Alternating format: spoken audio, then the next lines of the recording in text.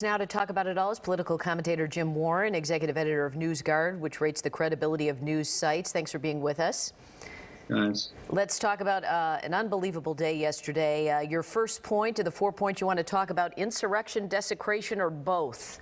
Yeah, I think I've decided both. A mob inspired by a president exploiting ongoing deep divisions about what happened with the election, about what constitutes facts, about what media to trust, everything exacerbated, as was suggested in your setup piece, by the breathtakingly poor performance of the Capitol Hill police.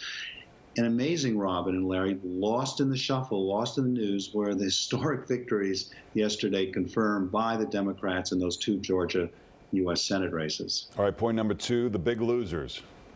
The Republican Party and Trump, whose attempt to overturn the Electoral College was defeated, but at this moment he still won't even concede.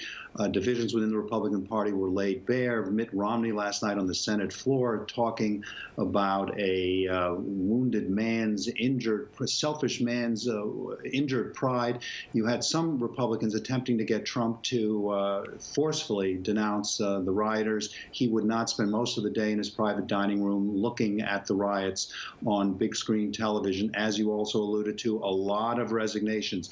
Would you believe Melania Trump's chief of staff quit? So did the deputy press secretary. And as you saw in that clip, even longtime loyalist Lindsey Graham seemed to throw him under the bus. That was a wow.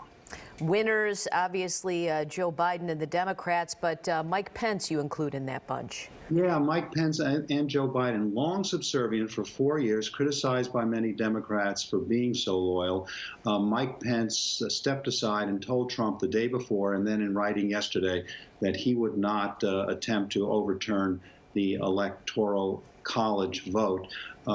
As for Biden, he was sort of very presidential, played Trump to a great extent, called for him to make a national speech, which he wouldn't do. Lo and behold, today, Biden will make a similar speech. And point four, the whole world was watching, referring to our standing in the world. Yeah, I mean, sadly, probably the ratings for this yesterday all around the world were greater than those for what? Something like the Queen's Gambit the last 5-6 months.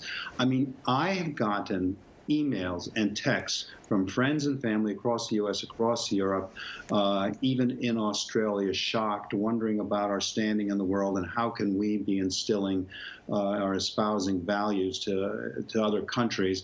Undoubtedly, you had some dictators like Vladimir Putin probably stepping back and just guffawing over this. And one final thought. I covered Capitol Hill for many years, about 10 or 12 years for the Tribune, also for the New York Daily News. Yesterday, there was the image of some of the Capitol Hill police on this temporary structure, this temporary platform, shooting pepper balls at rioters. That structure is up there, as it is every 4 years, for the inauguration. It is on that stage where Joe Biden will put his hand on a Bible and take the oath of office on January 20th. Guys, we can only hope that things become a little more peaceable, a little more tranquil after that. All right, Jim Warren, thanks for being with us. Thank you, Jim.